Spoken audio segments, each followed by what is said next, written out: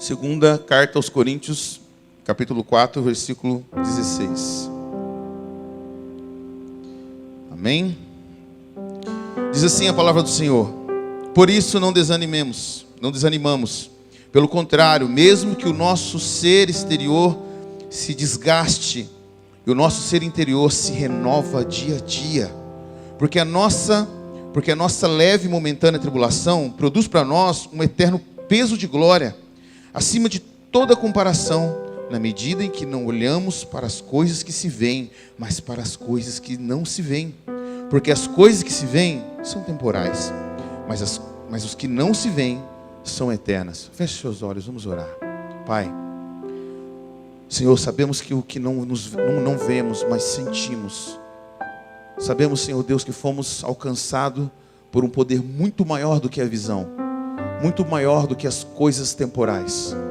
Sabemos que o Senhor nos deu olhos espirituais, uma cosmovisão da Tua palavra, e quando lemos, cremos através do Teu Espírito, pelo sacrifício do Teu Filho naquela cruz. Nos ajude, Senhor, a entender a Tua palavra, recebê-la como semente fértil em nossos corações. Pai, há aqui hoje corações quebrados, decepcionados, corações temerosos, ansiosos, fisicamente doloridos. Eu peço em nome de Jesus que a Sua semente do Evangelho chegue a cada coração, Pai, porque não sou eu que vou fazer isso. Eu sou apenas a voz que o Senhor permitiu estar aqui, imerecido. Eu não mereço, Pai, mas eu Te louvo pela honra. Obrigado pelos irmãos que estão aqui hoje. E obrigado, Senhor Deus, por o Senhor aplicar essa palavra. Me ajude, Pai, a cumprir e a praticar a Sua palavra também. Obrigado, Jesus, porque mesmo sem merecer, o Senhor nos amou primeiro. Mesmo inimigos do Senhor, o Senhor nos amou primeiro. Obrigado por se revelar a nós através do Seu Filho e da Sua palavra, santa palavra. Amém. Amém, queridos. É bênção demais a palavra da segunda carta de Paulo aos Coríntios. Uma carta que muitos irmãos criticavam Paulo. Muitos irmãos criticavam a veracidade do apostolado de Paulo. E no corpo dessa carta, Paulo também, ele não se defende apenas no primeiro capítulo, no segundo, ele dá graças, ele agradece, e ele fala de tribulações. Paulo fala de zelo, o zelo apostólico, depois no capítulo 5 que ele tem. Mas Paulo chama uma atenção nesse versículo, que é um versículo que nos encoraja. É um versículo que nos dá temor. Eu não sei como você chegou aqui essa noite, mas eu queria te dizer algo. Você é um vaso nas mãos do oleiro. Jorge, isso parece clichê, né? Quando alguém fala assim: irmão, tá ruim a coisa? Deus está no controle. Mas sabe aquele dia ruim que você está mesmo? Você fala: cara, nossa, é que você não está passando o que eu estou passando. Não, irmão, ó, fica tranquilo que vai dar tudo certo, em nome de Jesus. Você está cansado de ouvir isso, irmão. Você talvez não consegue nem pegar a palavra de Deus. Mas nós temos que lembrar que Paulo nos diz algo que nos alegra e nos dá esperança. A palavra de Deus, irmãos, eu vou dizer uma coisa para você, mesmo quando você está quebrado, desencorajado, a palavra de Deus, ela não vai deixar você sair vazio quando você a procura. Diógenes, eu não consigo ler, estou tão quebrado, você não faz ideia. Por isso que nós temos a igreja do Senhor, que através da ouvir da palavra, o nosso coração se enche de esperança e nos dá aquela vontade. Não, eu preciso ouvir o meu Salvador. Como ouvimos a Jesus, como ouvimos a Ele, os meios de graça estão aí para a gente fazer. E glória a Deus, irmãos, que nós conseguimos ver, ouvir a palavra e temos fácil acesso a ela. Há países que é impossível isso acontecer. Antes de falar sobre o que Paulo diz para nós viver pela fé, esse é o título aqui do versículo 16 até o 18. Paulo nos diz algo para não nos desanimar. Ele, no versículo anterior, no 7, ele nos dá um lembrete. Um lembrete. Ele diz assim no versículo 17 do capítulo 4: temos, porém, este tesouro em vaso de barro, para que se veja que excelência do poder provém de Deus, não em nós. O poder de Deus, em tudo somos atribulados. Em tudo somos atribulados. Porém, não angustiados. Ficamos perplexos, porém não desanimados. Somos perseguidos, porém não abandonados. Somos derrubados, porém não destruídos. Irmão, o vaso, ele é perecível, mas o evangelho é duradouro. O vaso, ele é algo que se quebra com facilidade. Mas deixa eu te dizer algo. Quando esse vaso é quebrado, aquela música maravilhosa que eu e você conhece, quando o cantor pede para o Senhor quebrar e fazer de novo, e que ele clama por ser um vaso novo, o tesouro que é posto em nós, quando o vaso é quebrado, ele resplandece mais luz. Quando o vaso é quebrado, é que ele começa a resplandecer o tesouro que há dentro dele. Querido, talvez você precise ser quebrado. Talvez você precise ser feito de novo. Jorge, mas eu sou crente já, eu já fui alcançado por Deus. Amém, querido. Mas você não é um vaso completo ainda. Não confunda santificação com glorificação. Você está nas mãos do oleiro. Pode quebrar, mas você está na mão do oleiro. Entenda isso. O Evangelho traz a glória de Deus. O Evangelho traz que é posto no crente um resplandecer da glória de Deus. Nós somos apenas vaso, mas o que foi posto em nós foi vida. Foi um tesouro do Evangelho. Foi colocado em você algo muito maior do que você vê aqui nessa terra. A fraqueza do vaso, ela representa aqui a excelência do poder de Deus. Ela ressalta o poder de Deus. Mostra, irmãos, que você pode se quebrar, que os intempéries da vida virão, que você ser um crente hoje em dia não é fácil, que esse vaso pode trincar, mas muitas vezes, querido, precisamos ser quebrados e ser refeitos, e refeito, e da forma. Paulo, o vaso, ele tem uma finalidade de conter algo. Paulo, ele foi escolhido por Jesus para levar o evangelho aos gentios. Mas a vida do apóstolo Paulo não foi fácil. Não foi fácil. Ele sabia desde o início, em Atos 9:16, quando ele foi chamado para o evangelho. Mostre a Paulo. Deus disse a Ananias. Jesus disse a Ananias, o quanto ele terá que sofrer pelo meu evangelho. Não é diferente com você. Quando você foi alcançado, você disse não para esse mundo caído e caótico como está. Você disse não para muitas coisas desta vida. E se você ainda não disse, se não há marcas em você, se você vive tranquilo, irmão, se nada te aflige, há algo errado. Porque Satanás não brinca de ser demônio. As flechas vêm em você. Satanás te odeia por isso, por ter você sido escolhido, por você estar aqui hoje. E ele nos aflige todos os dias, com dores físicas, psicológicas. Muitas vezes nos deparamos talvez com um exame que não é aquilo que a gente queria ver. Nós nos deparamos com a decepção de notas escolares, talvez uma prova que você queria fazer. Nós nos deparamos com uma perca de alguém, com a dureza do coração de um marido, uma esposa, de um amigo, uma traição. Somos acometidos por várias coisas neste mundo. Paulo foi abandonado, em 2 Timóteo, a última carta do apóstolo Paulo.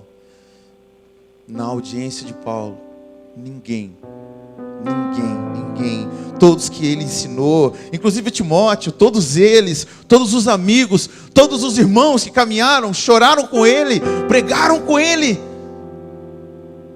abandonaram. Paulo estava sozinho na audiência. E quando um homem na audiência estava sozinho naquele tempo, era facilmente declarado culpado. Ele só não foi crucificado porque ele era cidadão romano, mas foi degolado. Sua cabeça foi posta e ele foi decapitado. Ninguém apareceu na audiência de Paulo. Tem muito coach aí, que é interessante, a gente, às vezes eu passo aqueles flashes de coach, né? Mas uma coisa interessante que eu ouvi uns tempos atrás, foi que um cara falou assim: escute, ninguém está nem aí para você. Ninguém está nem aí para você. Busque aquilo que é melhor para você. Claro, um pensamento singular, um pensamento anticristão. Não que todos os cultos sejam assim, muito pelo contrário, eu tenho muitos livros de caras muito bons, cristão e até não cristão. Jacob Patrick é um cara muito inteligente, tem muitos livros bons dele. Só que eu digo algo para vocês, que o mundo não se importa e não vai pegar leve com você, querido, mesmo você sendo um vaso. Hoje eu estava chegando aqui, o Pedro falou, fala vaso, eu lembrei da pregação na hora. Você é frágil. Nós não somos de ferro. E sabia que eu demorei para entender isso? Mas eu entendi em Cristo que a excelência de Deus está na fraqueza. Por que nós somos chamados de vaso de barro? Por que nós somos colocados como vaso? Aquele tempo, claro que tudo era posto em vaso. A gente deu uma aula na EBD, que vasos antigos, mais de 1000 anos, no deserto de Qumran, perto do Mar Morto, foi encontrado grandes pergaminhos de passagens da Bíblia dentro do vaso. Era guardado num vaso, não se jogava fora, era guardado, enterrado ali para que ninguém achasse. Vasos eram colocados como grandes portadores de coisas valiosas. E assim que Deus fez com você. Você é um vaso. E o que de mais valioso tem em você é o Espírito Santo de Deus. O que Deus transforma na sua vida, está fazendo na sua vida. A fragilidade é verdadeira. Hoje em dia a teologia cult, algumas ruins, em algumas igrejas está sendo, ela acredita, ela está crescendo de modo assombroso. Estar bem é a primazia do evangelho. Isso é que se pode chamar aquilo de evangelho. Mas não é a verdade isso. Muitas vezes, eu não estou te desanimando não. Calma que vai ter coisa boa. Mas muitas vezes nós crescemos em lugares que é pregado que você não pode passar aflição. E a Bíblia diz que a aflição faz parte para que você tenha qualidades de experiência, esperança, de perseverança. Eu canso de falar isso aqui.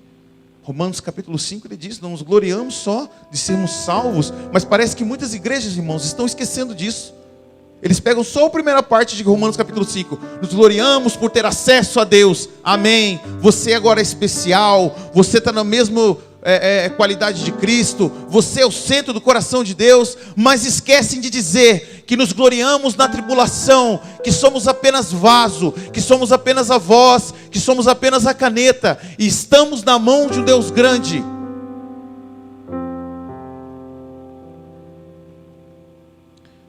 Não é um ministério indolor, ser cristão, ser um jovem ativo na igreja, ser um jovem que tem ministério. Você passa uma pressão, irmão. A vida cristã não é uma estufa espiritual, não é um lugar coberto com passarinhos cantando.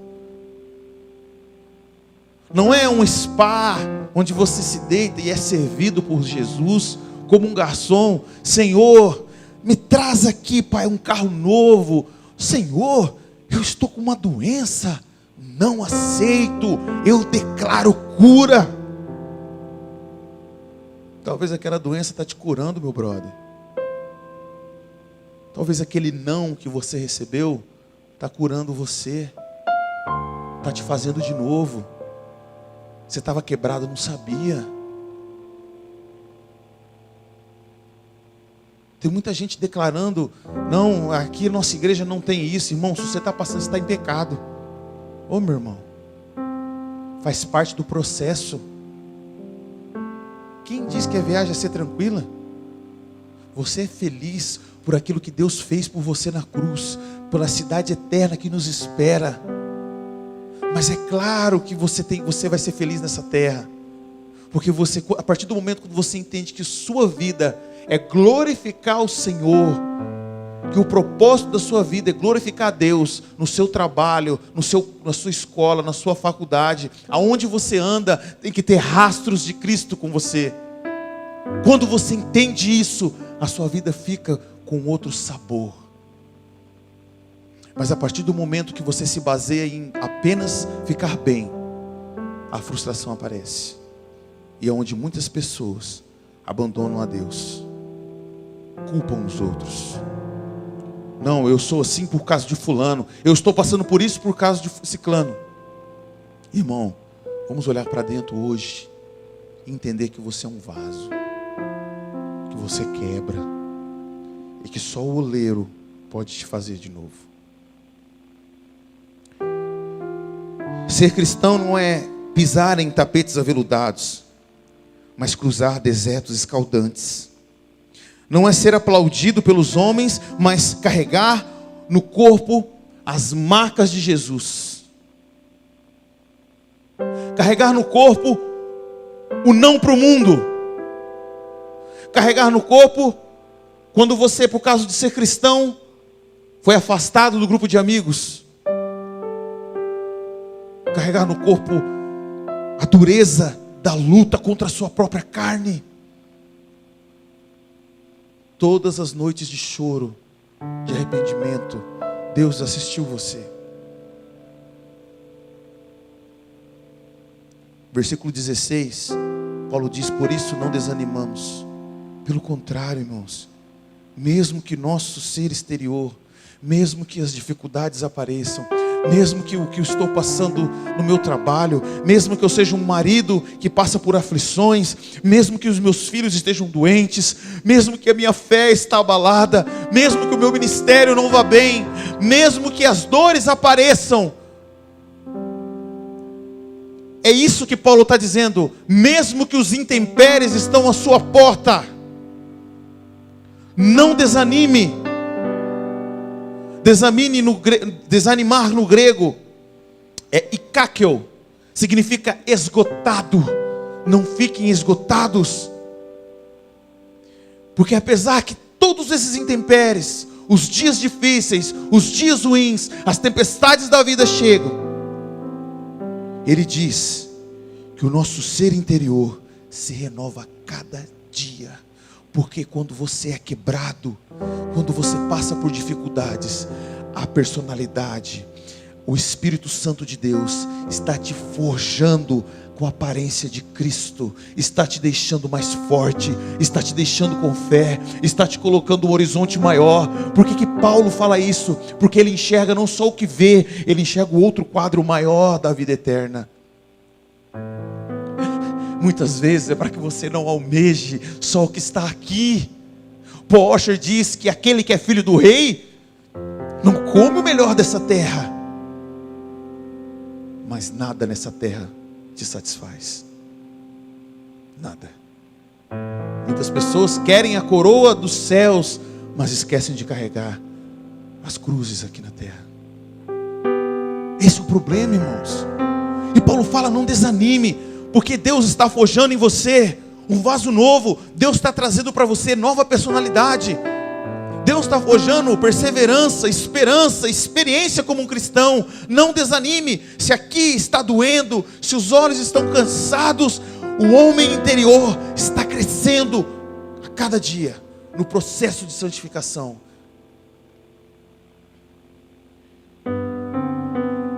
nosso amado irmão Lázaro, que está com Jesus, dizia que o deserto é a escola do Senhor. É verdade, concordo com ele.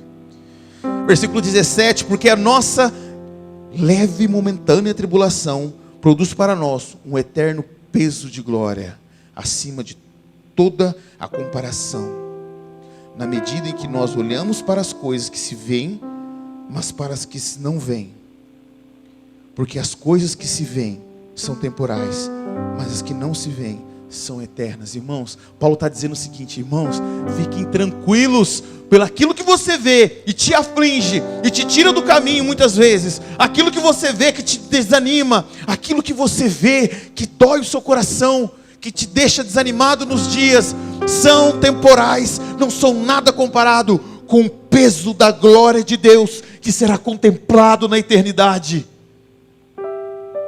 Não será nada comparado àquilo que Deus tem para os seus na cidade celestial. Lembra do peregrino? Vá, olhe para onde está brilhando, corra o mais rápido possível, não pare. Dizia o evangelista no livro de John Bunyan, O Peregrino. Se você nunca leu, eu recomendo. O segundo livro mais vendido depois da Bíblia. Não pare, irmãos. Em Hebreus diz, o autor diz que nós temos que correr, mas se desfazer com todo o peso do pecado. Paulo enxerga aqui que muitas vezes nós não conseguimos enxergar. Nós só estamos enxergando o quadro do problema, irmãos. Que ainda vivendo nessa terra, Deus nos ajuda a passar e nos traz milagres, nos ajuda a passar obstáculos. Muitas vezes nós não saímos ilesos, porque me diz, querido, aonde que um soldado sai ileso de uma guerra, sem levar arranhões, cortes? Fale para mim, quem é cristão aqui, de joelhos no chão, qual o dia que você passou totalmente ileso na sua vida? Mas muitas pessoas se frustram e voltam para o mundo pensando que lá tem um sossego melhor. Ser cristão é muito difícil, mas só para aqueles que foram chamados. Caminhar com Cristo, irmão, é maravilhoso, mas tem um preço. Diógenes, qual é esse preço? Negar a si mesmo, negar suas vontades, negar sua autossuficiência, negar a sua autoforça e declarar: Senhor, eu sou um vaso, apenas um vaso.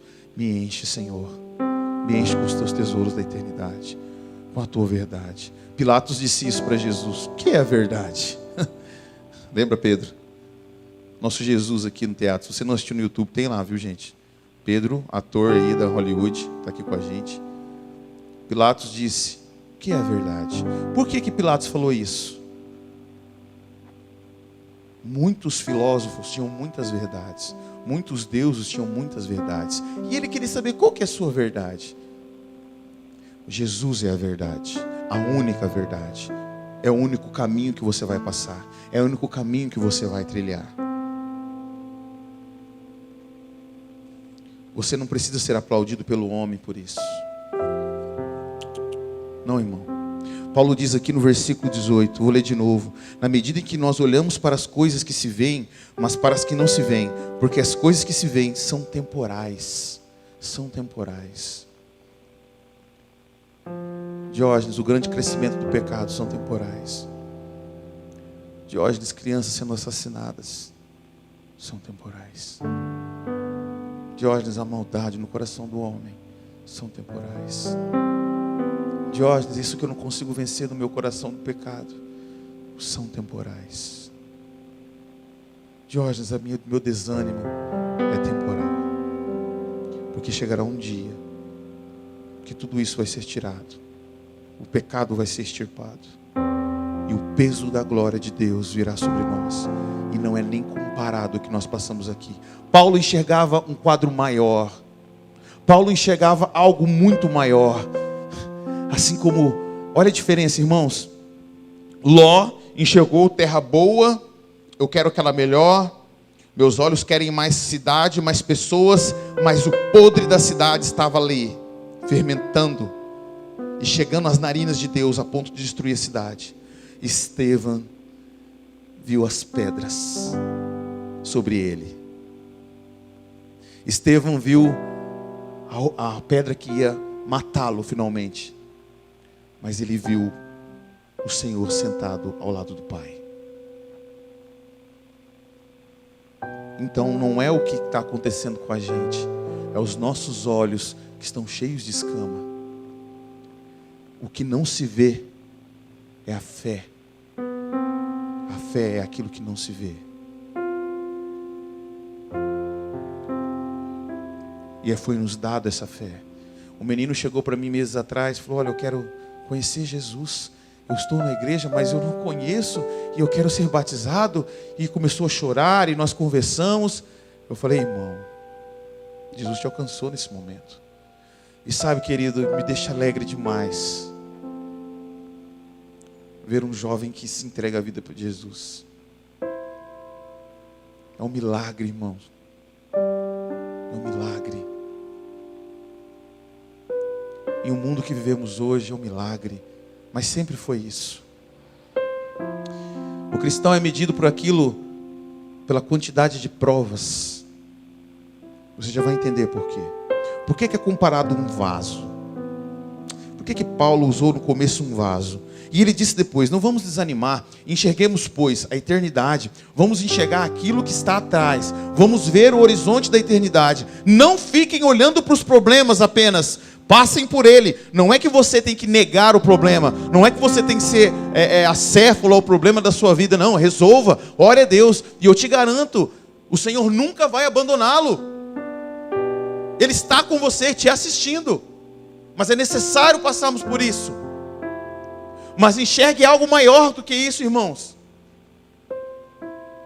Por isso que é dado uma nova, nós somos nova criatura. Nossos olhos caem a escama e pela palavra de Deus enxergamos o mundo. É isso que nos traz felicidade. Mas por que um vaso? Quem sabe como faz um vaso aqui? Alguém sabe? Processo do oleiro? Eu também não sabia. Tem a ver com molde, isso mesmo. Mas, cara, eu fiquei perplexo. Porque, André, é algo tão de Deus, brother, que, cara, um serviço de um oleiro é bênção. Acho que todo oleiro é crente, não é possível. O oleiro extrai o barro do lamaçal. Ele entra dentro de um lamaçal como se fosse um buraco cheio de barro. Cheio de barro. E daí quando ele entra nesse lamaçal, você sabia que existe mais de 200 barros para fazer vaso? Isso é comprovado. Há mais de 200 tipos de barro. E é só 8 tipos que é feito para fazer barros. Mas é 200 tipos de barro. O oleiro sabe qual que ele vai pegar. Ele sabe qual barro que ele vai tirar. E o oleiro sabe o barro. E dentro desse barro, na medida que ele vai tirando, na medida que ele vai arrancando o barro, ele entra num lugar onde tem cobra, escorpião, ele entra num lugar onde tem ervas daninhas, ele entra num lugar onde tem espinhos muitas vezes. O lugar do lamaçal é terrível, velho. Eu vi um vídeo, o cara entrando, se machucando, cobra, escorpião. Mas não é escorpião que tem dentro de casa que é marronzinho, não. É o escorpião mesmo. Tamanho desse microfone aqui, ó. E no lamaçal ele extrai esse barro. Ele tira esse barro do meio da lama. E ele leva para casa.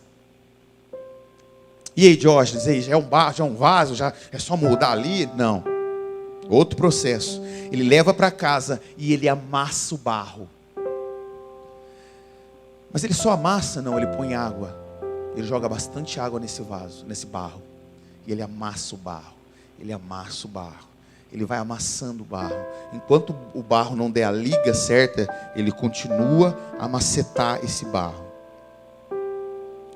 Depois é um processo, depois que o barro está amassado, depois que a água entrou no barro, ele está dando liga, ele está aquele barro que já começa a querer dar forma, ele pega e faz um processo de empelamento. O que é um processo de empelamento? o oleiro começa a tirar vestígios e traços de ervas daninhas e pedrinhas que ainda há naquele barro. O oleiro está tirando ervas daninhas do barro. Ele está preparando o barro para ser um vaso. Ele arranca as coisas que ainda polui aquele barro, que está deixando deteriorado aquele barro. Ele arranca. Depois ele coloca no torno. Essa é a hora, André, do torno. E o interessante é que quando ele está no torno, o barro é sendo moldado para ser um vaso, não é de fora para dentro, é de dentro para fora. Onde estão as maiores cobiças do homem? No coração. Aonde a gente luta primeiro na mente é aqui dentro. O Senhor nos molda de dentro para fora. E com uma mão o oleiro ele vai colocando por dentro esse vaso, aquilo rodando, e com a outra ele segura para que o vaso não saia do centro do torno. Irmão, deixa eu te dizer uma coisa. Pode quebrar ali, tá? Na mão dele, mas ele faz de novo. Tá difícil, você está na mão do oleiro. Tá doendo, você está na mão do oleiro. Tá quebrado, você está na mão do oleiro.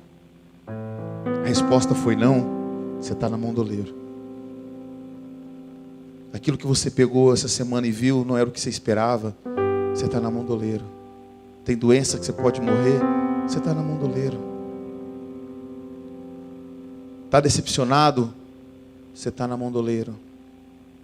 Você não está fora do centro do torno, você está na mão dele. Ele não vai te abandonar. Não vai te abandonar. Depois vamos para a transformação. Depois que ele é moldado, o oleiro pega esse vaso, ele coloca numa prateleira que eles chamam de deserto. Isso é verdade, cara. André, é maravilhoso isso, irmão. Sabe, Pedro, eles são colocados num lugar que parece que ele está abandonado. E muitas vezes, Ítalo, o oleiro passa pelo vaso fingindo que nem está vendo ele. Mas ele precisa ficar naquele momento ali. Depois de um tempo que o vaso fica ali, dias, parece que foi esquecido o vaso ali. Ele pega aquele vaso. Fala, ai Diógenes, ainda bem, agora ele vai usar o vaso, ele vai colocar coisa no vaso, ele vai pôr ministério no vaso, e o vaso vai pregar a palavra. Não, irmãos, depois ele leva para a fornalha. O vaso entra dentro da fornalha. Ele é aquecido por 7 horas. O vaso ele é aquecido por 7 horas. Primeiro começa com fogo baixo, vai aumentando, aumentando. Quando o vaso sai, ele sai vermelho. Ele entra cinzento e sai vermelho. Forte. Mais assim, robusto o vaso sai. Mais com forma. Jeremias 18:6. Como barro na mão do oleiro, vós sois na minha mão. Nós somos barro na mão dele. O processo de transformação, irmãos, é muito doloroso muitas vezes.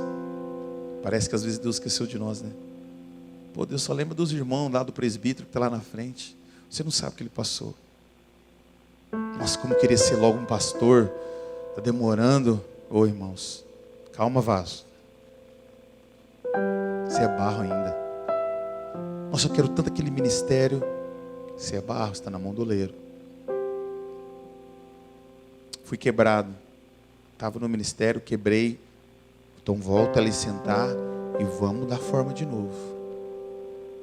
Mas não importa o que você esteja passando, você não vai sair da mão do oleiro.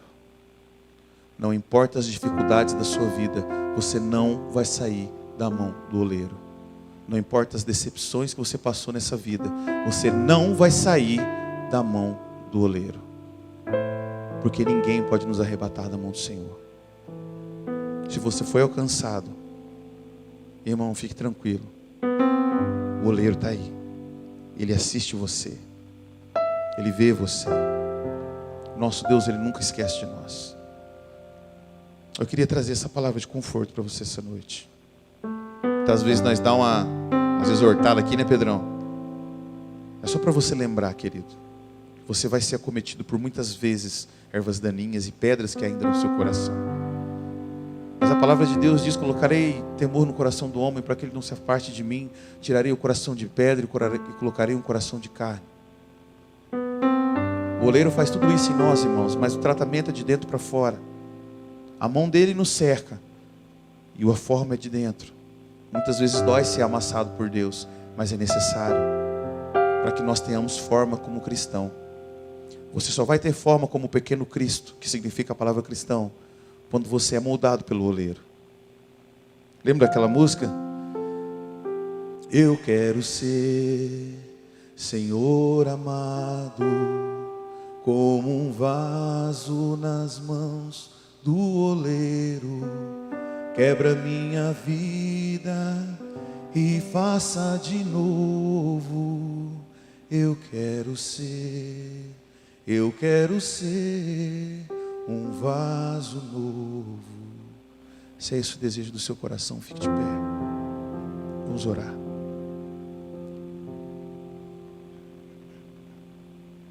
Senhor, nós somos acometidos, Pai, por muitas tristezas, desarranjos da vida, intempéries de problemas. E muitos dos primeiros impactos que vêm, Senhor, para nós são desespero, são angústia, são um sentimento de abandono. Mas o Senhor é nosso Pai, assim como o Senhor prometeu que com sua destra nos cerca e nos leva ao caminho de novo, Pai, nós cremos. Muitos de nós podem estar passando por deserto, Senhor, mas nós sabemos o momento certo de sermos moldados. Muitos de nós estamos na fornalha, só olhando para aquilo que está queimando ao nosso lado. Nós não temos saída, com medo, mas nós estamos sendo aquecidos para nos dar forma. Pai, nos ajude a não querer pular a etapa da nossa vida, Senhor. Não nos deixe ser donos de nós mesmos, ó Senhor. Não nos deixe, não permita, Senhor, sermos, Senhor, donos do nosso coração. Não permita, Pai, que nós venhamos a crer que somos autossuficientes. Ó Deus, nos ajude a entender, Pai, que somos apenas vasos frágeis, mas o tesouro que é colocado nesse vaso é o Teu Espírito, é o tesouro que foi colocado, Senhor, como herança. Nós somos herdeiros da eternidade, Pai, através do nosso Seu Filho Jesus, que morreu por nós naquela cruz. Temos que ser moldados aqui enquanto na terra, Pai, mas somos felizes, Pai, porque a Tua palavra nos deixa feliz, porque a Tua palavra nos dá perseverança, Pai. Mas nós só temos a perseverança, a experiência e a esperança quando passamos por tribulação. Nos ensine a andar em barcos em meio à tempestade, Pai. E nos lembre que o Senhor é o dono da tempestade. Nos deixe ver, Pai, que o Senhor, Pai, é a própria tempestade mudando o nosso coração e o curso da nossa vida, Pai. Porque muitas vezes pensamos que estamos caminhando por lugares certos, mas muitas vezes nos cegamos com o pecado, Pai, e vamos por caminhos tortuosos. Senhor, trilha nosso caminho, que seja a Sua última palavra em nossa vida, que seja o Senhor, Pai, Senhor, seja o reflexo daquilo que queremos ser e seguir. Nos ajude a amar a nossa igreja, Senhor. Nos ajude a não abandonar a igreja do Senhor e ser perseverantes aqui na igreja, mesmo que o mundo, Senhor, diga o contrário, mesmo que o mundo tente tirar isso de nós. Não nos deixe desanimar, meu Deus. Nos ajude a ser, Pai, a ter esperança, em nome de Jesus. Ainda de pé. Eu quero ser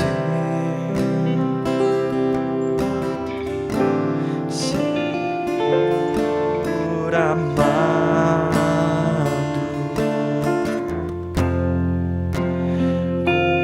como nas mãos do oleiro. Quebra minha vida e faz-a de novo. Eu quero ser.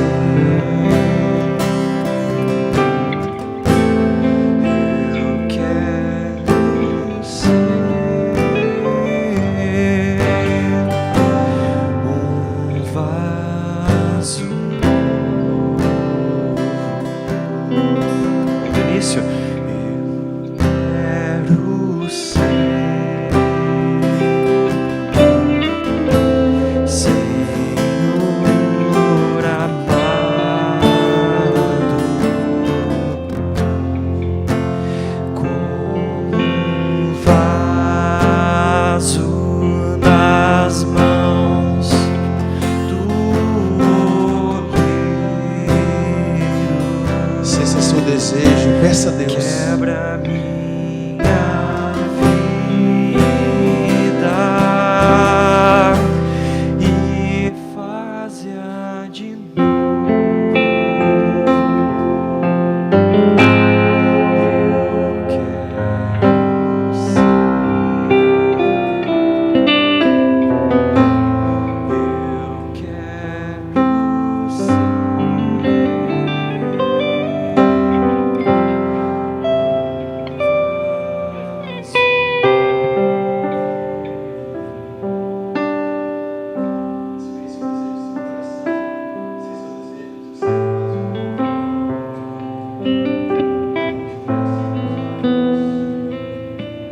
Na frente não, querido, põe a mão no seu coração. Repita comigo, Senhor. Repita comigo, Senhor. Quebra-me, Senhor. Faça da forma como o Senhor quiser, mas me faça um vaso novo. Transforma, meu Deus. Traga-me renovo, Senhor. Grave o eterno nos meus olhos, em nome de Jesus.